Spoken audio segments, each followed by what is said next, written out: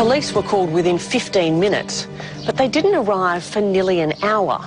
It took them another 2 hours before they bothered to seal off Madeleine's bedroom.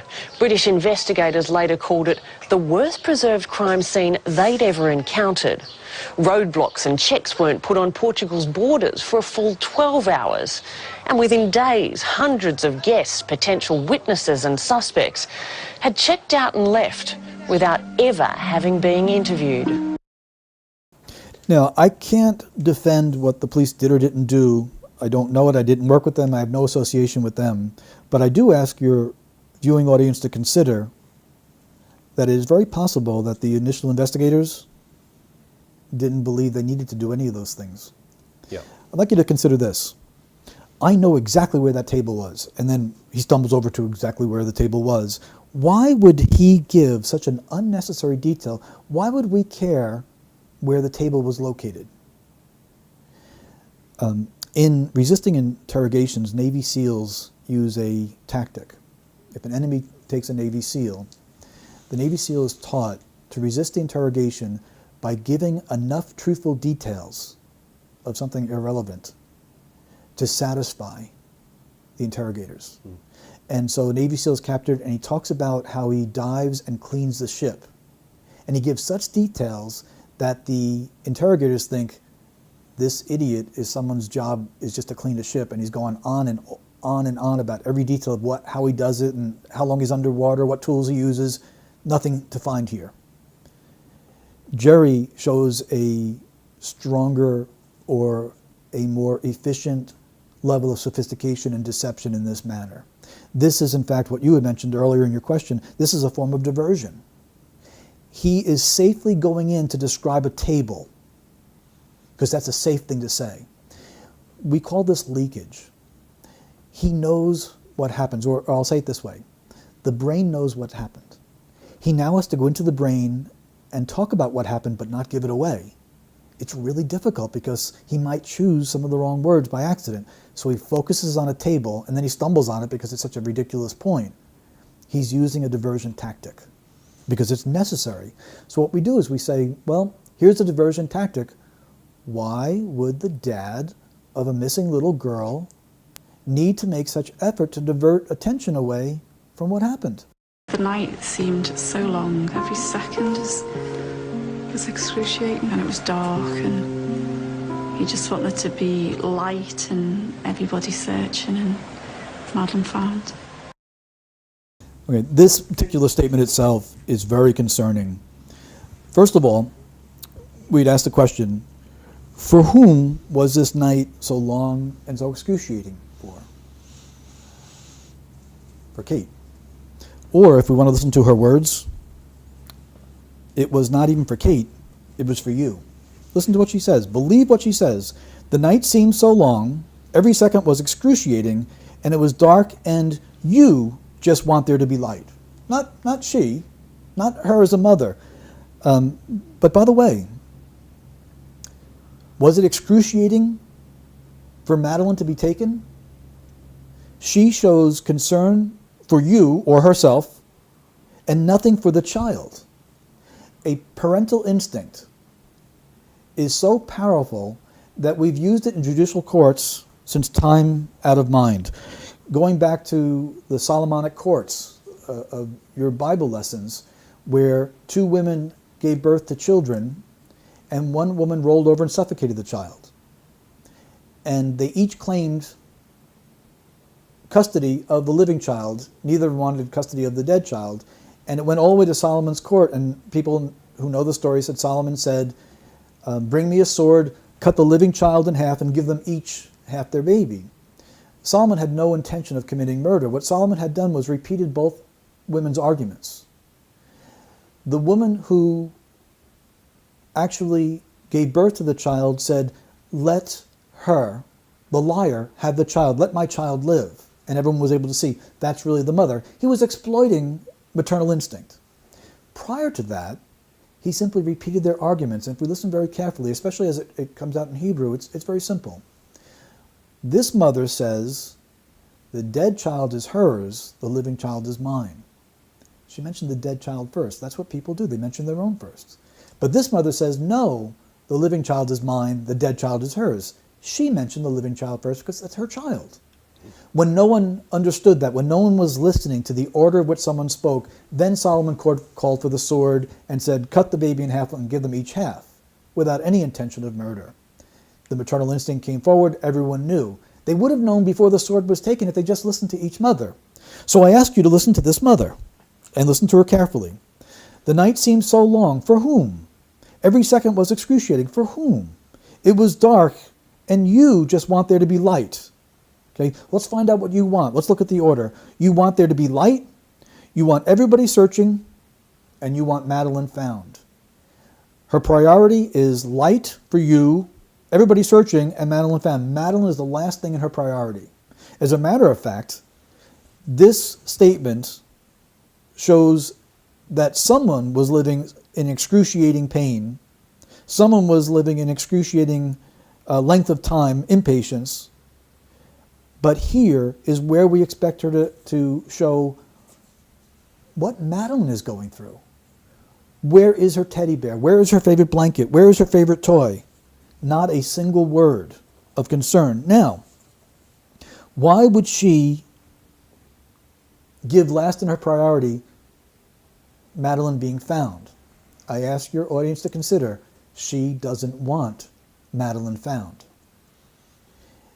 Any parent, innocent parent, would want that first and foremost. She instead turns to lights, and that would be more further insight psychologically into their own thinking. But her order tells us that the last in her priority is having Madeline found. We also see that the emotion that's used is narrative, but it's also focused towards her.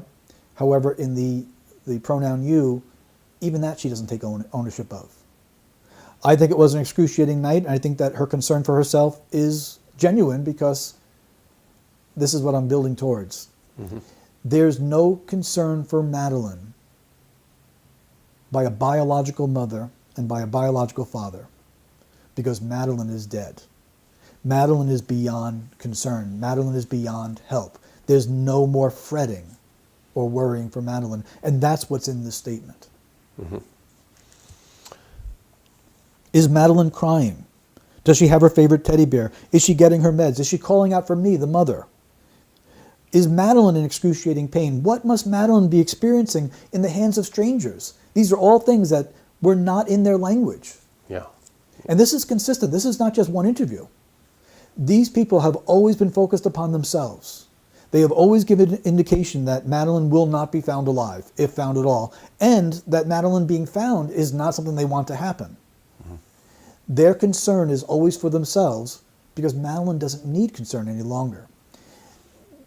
The past tense reference is one thing that indicates death, but this is the most powerful part of the analysis, is that they're telling us Madeline is dead. Now I know that people wondered if there was a kidnapping, if they were sold into sex rings, child sex rings, and these things do exist. That's not what's in the parents' language. So I can only say what's in that language. And I'm letting them guide me. I'm letting them dictate to me my opinion by the words that they're choosing. And they're actually going to give us more detail. Mm-hmm. Richard, they're going to confess. You think so? Oh, you mean in the subtext of the interview? You don't mean literally, do you? They're in this statement, we're going to see what we call a statement analysis confession. They actually admit to us what happened. Did you kill your daughter? No, that's an emphatic no. I mean, the ludicrous thing is what's been purported from Portugal is that Madeline died in the apartment by an accident and we hid her body. Well, when did she have the accident and died? Because the only time she was left unattended was when we were at dinner. So if she died then, how could we have disposed or hidden her body, when there was an immediate threat? It's just nonsense. So, and if she died when we were in the apartment or fell and did something, why would we cover that up? And this is what we call the embedded confession. This is where a guilty party will put together in their own language what happened. And we need to listen and believe them. We also have the principle of them asking questions. This is very important. They're asking questions to find out how their answers will be responded to. Will it be ridicule? Will it be acceptance? Will it sound sane? Will it help get them off the hook? Listen very carefully to what they say. It's a yes or no question. Did you kill your daughter? No is a good answer. And what I teach investigators to do is when someone is asked a yes or no question is to count on their fingers the number of words following the word no. No. That's an emphatic no. And on and on, and obviously it goes into the point where it goes beyond your 10 fingers. When it goes that long, very simply speaking, there is a need to persuade. So the no is not going to stand on itself. If he said, no, I didn't kill my daughter and I'm telling you the truth, this would be something very strong. Then we'd have to ask about her. And we'd also have to ask, did something cause your daughter's death? That sort of thing. But here, no, that's an emphatic no. The first thing we know about his denial is that his denial, from his perspective, needs some help. It's weak. That's an emphatic no. So the first thing is no, okay, an emphatic no. My no needs emphasis. Why does it need to be emphasis? Is one. I mean, the ludicrous thing is what I suppose what's been purported from Portugal is that Madeline died in the apartment by accident and we hid her body. Okay. What he tells us here is Madeline died in the apartment, his words, by an accident, which would support the pronoun we that we heard between mother and child, and we hid her body. I believe him. The reason I say this is an embedded confession is because he is not entering any other language. He's not quoting anyone. For instance, if I said, well, you said that I killed her, that's not an embedded confession because I'm actually quoting you. Here, he's not only is he not quoting anyone, he's only saying what's been purported, not even an accusation. And we need to be listening to him. This now tells me, as an analyst, Madeline died in the apartment. So I know from their language thus far that Madeline is not alive. They are in need of an alibi. The death was not intended, and the location of the death is in the apartment. And again, by accident. And then I know something else now. I know that we hid the body. Jerry and his wife, the two McCann's together, they worked together to hide her body. Then he goes into questions, and this is where guilty parties are looking to see what a response is. They're disguised as rhetorical questions, but they want to see what people respond to them as. This takes place even in the interview process. Well, when did she have the accident and died? Okay, what they want to know is, do people know the exact time of death? Because the only time she was left unattended is not the only time we left her. He's now removing himself from that. Left unattended is passive.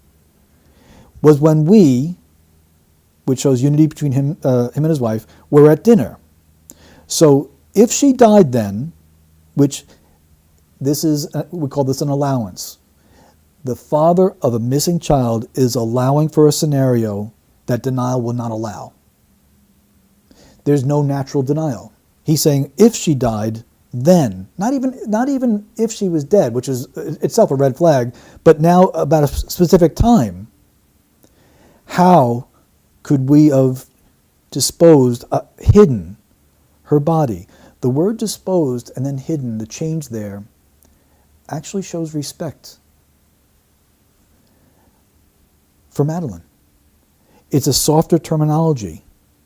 Not dump the body, and he even changes dispose, a self-correction from disposed to hidden. He now tells us that they didn't dispose the body, they actually hid it. This is why, and this confirms the priority. We want there to be light. We want there to be searching.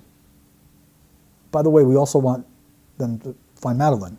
But it's last on my list of priorities. So I now know that Madeline is dead. Madeline died in the apartment.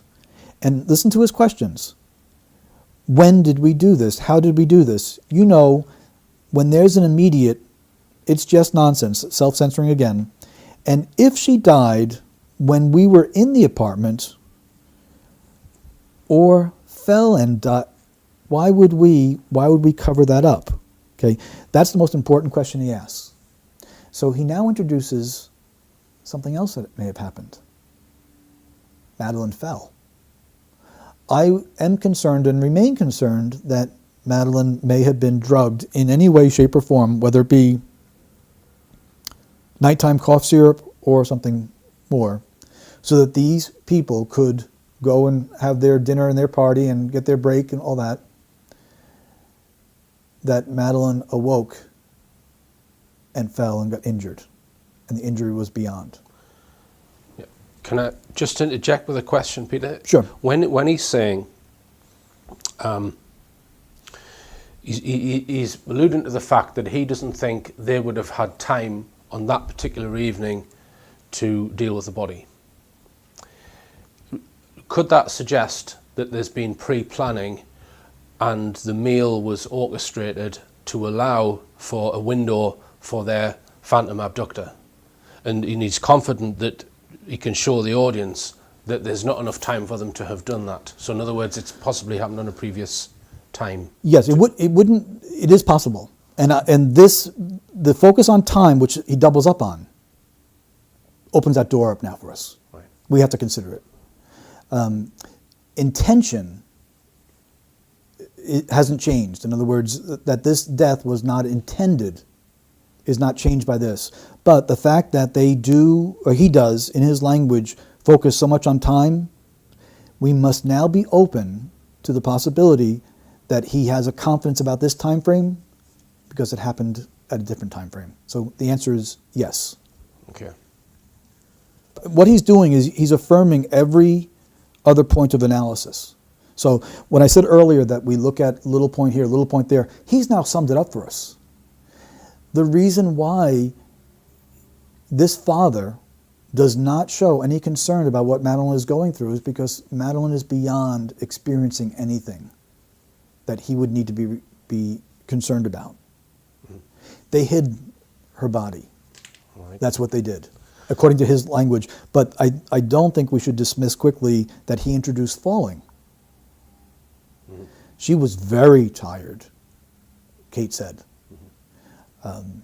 They had left her for their own. And so he asked the question, why would we cover this up? Mm-hmm. And the answer is quite simple. We have professional people who have 2 other children, an unintentional death. You're going to lose custody of the children. Another motive might be if there had been signs of abuse. Yes. That would come up in a, at the hospital. In the inquiry, sure. Yeah.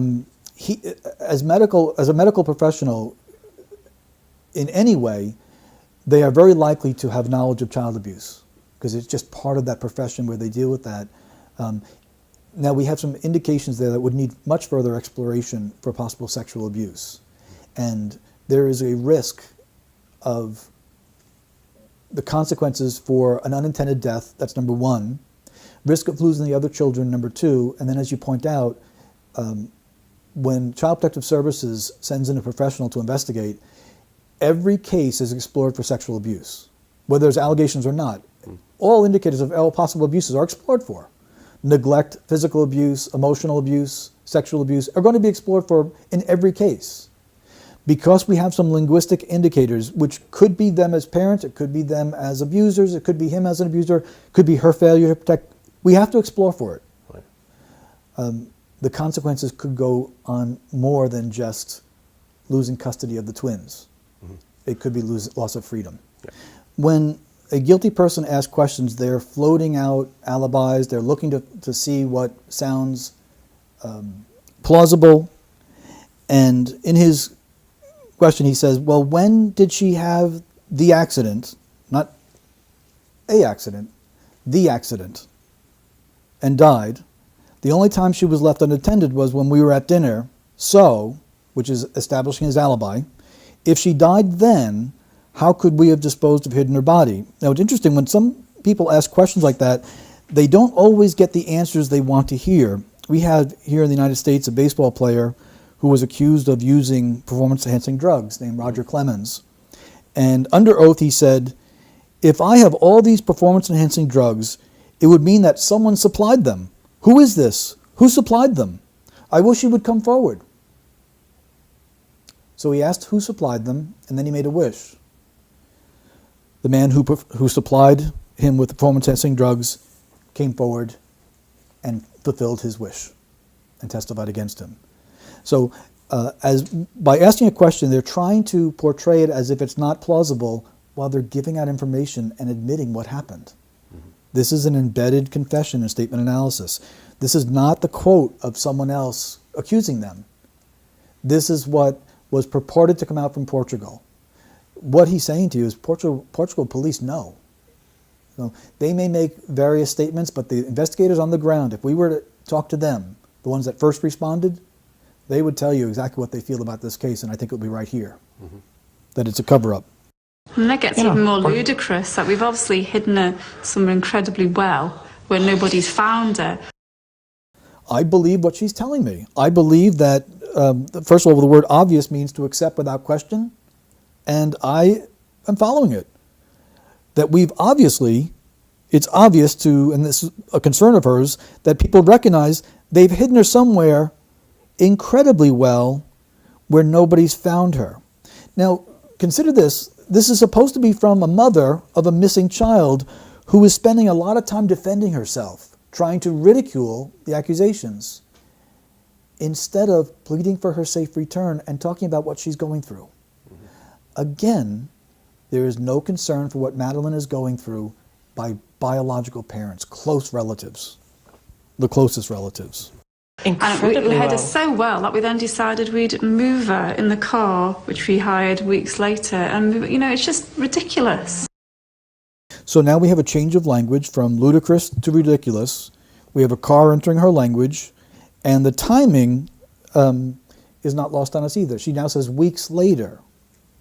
So if someone was concerned that the death took place at a different time, she's now saying, you've got a good idea to be concerned about that. She's playing with the time. So to narrow down the time frame to what they want us to think it is would not be a wise investigatory move. We'd have to be open to other time here. Does that include the death occurring before their stated time, the time they say Madeleine was abducted? It has to go beyond the time that they state. It has to, right. because their words are guiding, at least from my perspective as a statement analyst. They're not locking in a time frame. By choosing 3 weeks is to deliberately blur. It's kind of a joke, but it's a statistical point, is that when someone is going to choose a number and they need to lie about it, they often will cling to number 3.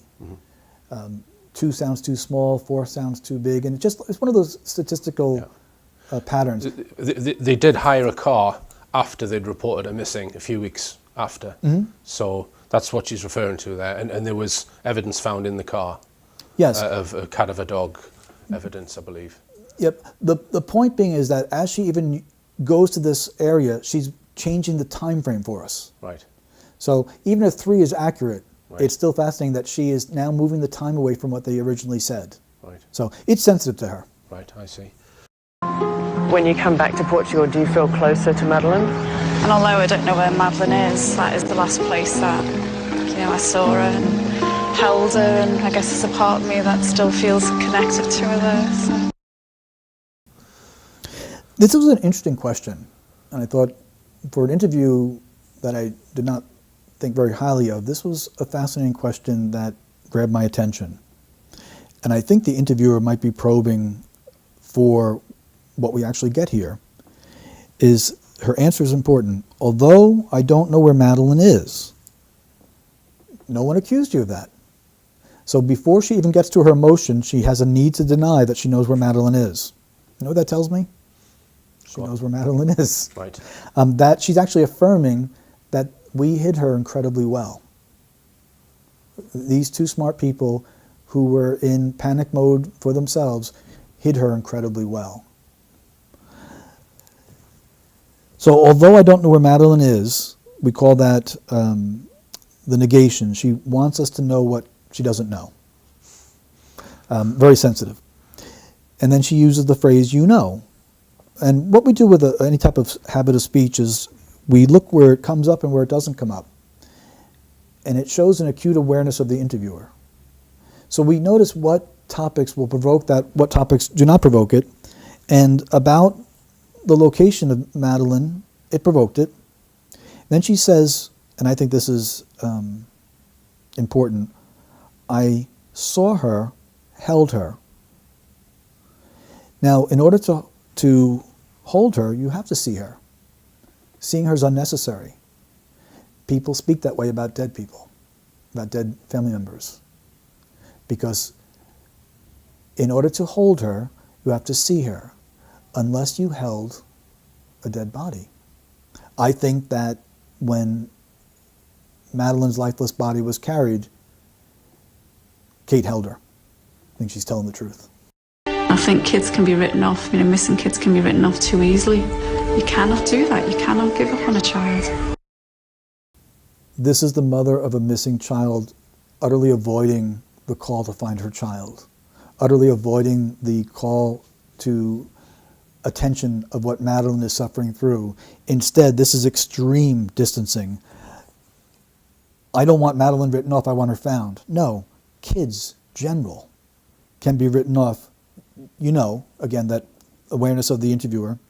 Missing kids, no, my Madeleine.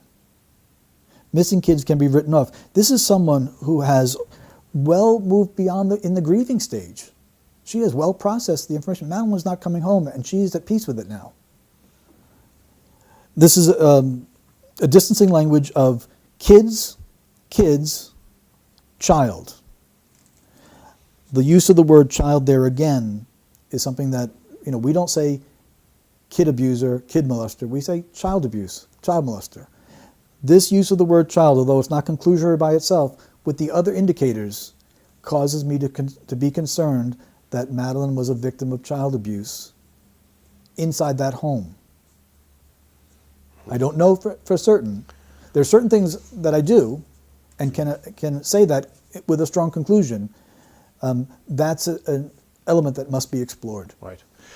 Just as an aside, Peter, are you aware of what we call the Gasper statements? This was statements that a family or a couple made against the McCann's not long after it happened. Are you aware of that? No. Okay. Oh, perhaps I can show you that at some point. But they had been on holiday with the McCann's about a year earlier, or at a previous time. They were sat around the dinner table, and the wife was in between Jerry and Jerry's friend, and Jerry was discussing with David Payne. He said something like, he actually said, it was David Payne said, would Madeleine do this? And he put his finger in his mouth and moved it in and out while circling his nipple. Okay. Yeah. David Payne said, and Jerry didn't seem fazed by that question. Yeah. So after this couple found out, we're more fazed by the question. My own reaction to that. Yeah, yeah. So after this couple found out that that this case was going on, they went to Leicestershire Police and reported this. In fact, they wouldn't allow their child to be bathed by either Jerry or David Payne after they heard this, because that was another thing, that they've spent time bathing each other's children. Okay, which I don't know if that's normal. I don't think it is. But them going to report that in the UK was withheld. The British police didn't send it to the Portuguese police investigation until the lead investigator had been sacked. So that only surfaced, and the Portuguese new investigation team ignored it because we think there's a political decision being made to pull the investigation. Mm-hmm. But yeah, just to point that there's other statement evidence that Jerry might be involved in abuse, even though you've not even seen that. Right. The concerns are in the language, and I didn't know that. Right. But they're in the language. They rely upon an infant's natural sucking mechanism of survival. Right. That's one of the methods of sexual exploitation of a child. So right. that motion that he made. Right. That would certainly fit into the language then. Kids are survivors. Jerry says kids are survivors. He doesn't tell us Madeline is a survivor. He follows the same vein. What they're doing is psychologically they're gone. They're distancing themselves from Madeline. That she doesn't exist. And in the statement, and this is why it's so important to consider, it's not just that they show no concern about Madeline. We have to enter into their language. We have to go into their world. The reason they're not concerned about Madeline is because she's beyond concern. She doesn't exist any longer. So it's natural for them to talk about kids being survivors and kids doing this, or you feeling that, or you feeling this, because they've already processed it. It's gone. You know, Madeline means tower of strength. Wherever she is, whoever she's been with, whatever's happened, we will get her through it. Okay, my transcript says, you know, Madeline means tower of strength.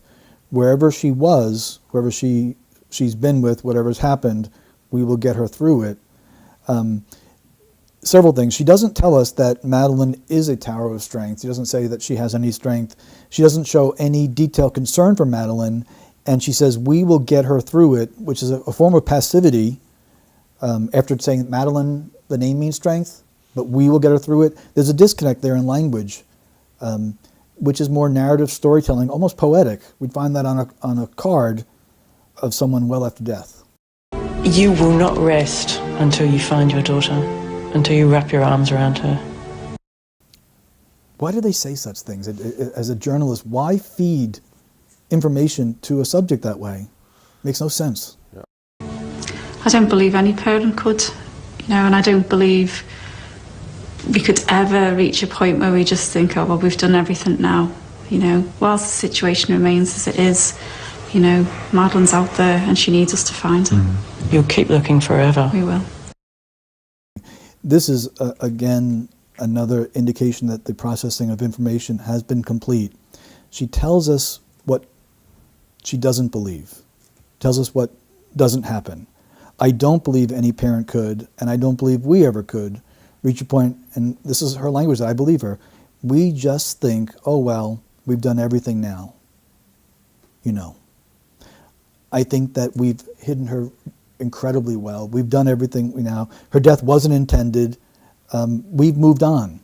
So while Madeline's plight, while Madeline's pain, while Madeline's suffering is there, no, while the situation remains. It's a situation. Madeline is no longer part of the picture. There's a situation, and those in situation involved in it are she and her husband. For them, it's a situation. It is not a trauma. This is very soft language. The situation remains. Not Madeline's not been found. And you know, Madeline's out there. Do you notice that she avoids saying anything about the person that has her or the people that have her? So not only do we not have any connection, but even if they had been guided by law enforcement, they would be speaking to the kidnappers. They would be seeking to provoke empathy or some reason to bring her back. No, she's just out there in the passive voice. That again is another indication they're not concerned. Madeline's beyond the need of their concern. What's the last thing she says? She needs us to find her.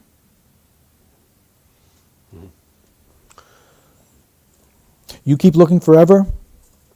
Okay? And I can't help but wonder if the interviewer thought they're going to be like what we call the O.J. Simpson searching for the real killer. O.J. said he was going to search for the rest of his life for the real killer. He had no confidence it was going to happen any time before that. Right. Instead of saying we're going to search until she's found, it's just going to be, we'll keep looking, forever.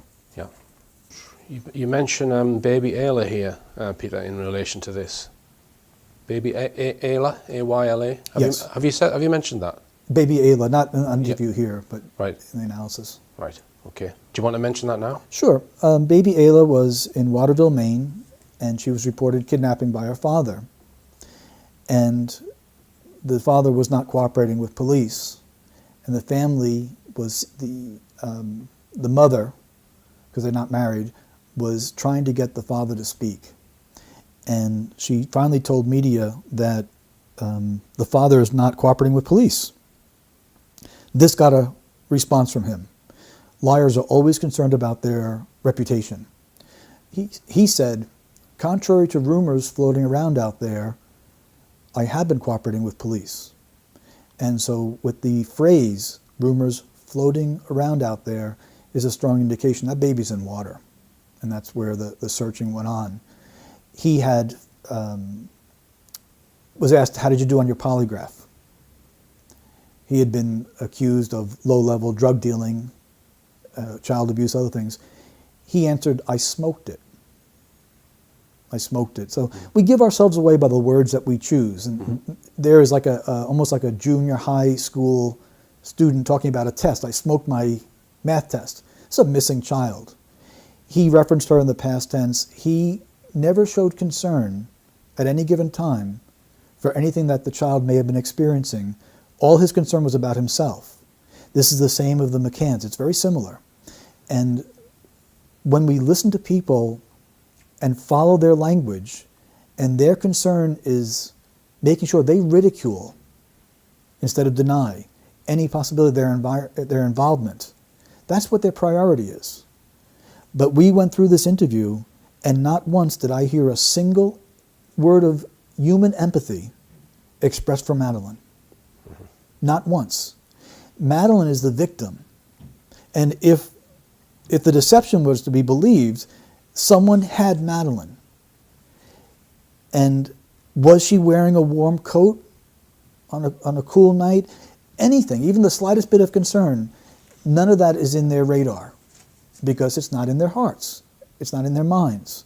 It's not in their minds because they know that Madeline is beyond all help.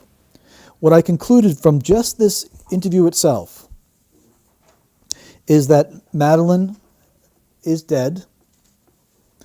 The death was not intentional, that they have disposed of her remains in a hidden manner of which they feel confident will not be found. The cause of death was likely not intended and may have included both causing her to be very sleepy and a fall. They have feared being accused, their concerns about themselves, and that the time frame that they've given must be questioned. Those are things that I conclude strongly. Now, underneath that is the possibility of sexual abuse being part of this equation is strong. And it would have to be explored, yes. Right. Okay. It would have to be explored. Okay, thanks for that, Peter. Now, I did send you some additional transcripts, but obviously there's a vast amount of work to go through them all, and you've done a fantastic job in analysing this one. But clearly, if we were to go through the vast amount of testimony that they've given, you think the same things would likely come up again and again? I do. I believe that even the things that I have looked at all confirm the analysis. What makes this so strong is that this includes an embedded confession. They actually confessed to what they did. Mm-hmm. And I think we should not discount the word fall, that no one asked them if she fell. It was no part of the interview. He introduced that word. It's very important. Okay. All right. Is there anything else you want to add about the McCann case before I just ask you a few closing questions, Peter? Yeah, I think I. Okay. Well, thanks very much for that. So yeah, in my email to you, I mentioned other subjects, non-criminal subjects. Have you ever considered non-criminal subjects? Because there are a lot of purported conspiracies or cover-ups out there that might not necessarily be criminal, where people could leak out information about through statement analysis. So have you ever considered that? Is it? I mean, professionally or about this case? No. Well, in particular, I mean, I mentioned here NASA, which is obviously an organization in America which went to the moon allegedly and have done lots of alleged things which a lot of people question. Mm-hmm. Something like that, would you consider? Sure. Or do you think it might damage, your reputation in terms of criminal investigations? No. As a matter of fact, I work for businesses in doing employment analysis. Mm-hmm. And so if someone applies for a job and the United States government limits the questions that you're allowed to ask. So what I do for companies is it's legally sound, I will say to a potential hire, please tell me about yourself. And if someone is a thief, they're going to tell me through the lens of statement analysis. So in terms of any other topic out there, if they're statements, we can analyze them. If they're official government releases, we can analyze it because there's a writer or writers behind that. Sometimes we have statements from defense attorneys. Defense attorneys will reveal what they believe about their client's guilt or innocence. Right. I analyzed, for example, Franklin Delano Roosevelt's statement about the December 7th attack at Pearl Harbor by the Japanese Navy. Okay? And he is deceptive about it being a surprise. Right. He wasn't truthful. Really? Yeah. So it matters, the longer that someone's in analysis, it matters not what the narrative is. The truth is the truth. So if it sounds absurd, I can't change that. I am just a scientist of that sense of words. So if I look at a claim, and if the person intends to deceive, I'll pick it up. Right. Now, if the person is wrong, but they believe it, there's no deception there. Yeah. It's only their intention to deceive that I can pick up. Right. I've mentioned it in the notes here. There was a press conference in 1969 when Neil Armstrong and Buzz Aldrin allegedly came back from the moon, and it's probably about 70 minutes. And they're speaking freely. They're asked quite open questions about what they experienced, and my feeling is there's a deception going on in there, and they're not being truthful about what they've done on that mission, which I know a lot of, especially in this country, a lot of Americans, well, there's a lot of Americans don't believe that they went to the moon. I don't know what your feelings are on it, but that would be high on my list of things for you to look at if I was going to ask you to look at other things. Yes. Okay. And it's simply look at to see if they are intending to deceive. Because in 1969, we look at the context, there is a great deal of fear between the West and the Soviets. And so there was a desire on each part to inflate their scientific knowledge to try to avoid nuclear exchange. Pretty tense times. So if one of the astronauts is speaking freely, it's very likely I can tell you if he's intending to deceive or not. Okay. Okay, all right then. And just if people watching this, Peter, want to get involved themselves and become statement analysts, what's your advice? They must have formal training. As you've seen now through this, that the information on a blog is very short, without much explanation, and without the discipline of formal training, even very intelligent people will go astray. And so maybe they will hit 70% accuracy, but the 30% misses are going to discredit not only themselves, but the science. So we have courses that they take at home, but each course comes with 12 months of support. So they never submit an errant report. You always have someone looking at your work, correcting your work, and if they're wrong, we can go right back and say, here's where it went off. Right. And so you can correct it and follow the principles. It isn't, as it's made to seem through Hollywood or now through Facebook, there are no magic truth wizards. There are no people that are just born. And Dr. Paul Ekman had studied the micro expressions of people to show how they reveal their emotions by slowing down the video frame by frame. And what that led to was lots of people taking this training of trying to spot that. It doesn't translate into any success in investigations. If you asked me, as a matter of public record, Peter, your conclusion that the McCann's are showing guilty knowledge in the death of Madeleine, how sure are you of that? I am able to answer that knowing that my career is looked at and say, I'm certain. Okay. All right, and Peter, well, I'd just like to thank you very much indeed, and it's been a pleasure to have met you. Thank you. Thank you.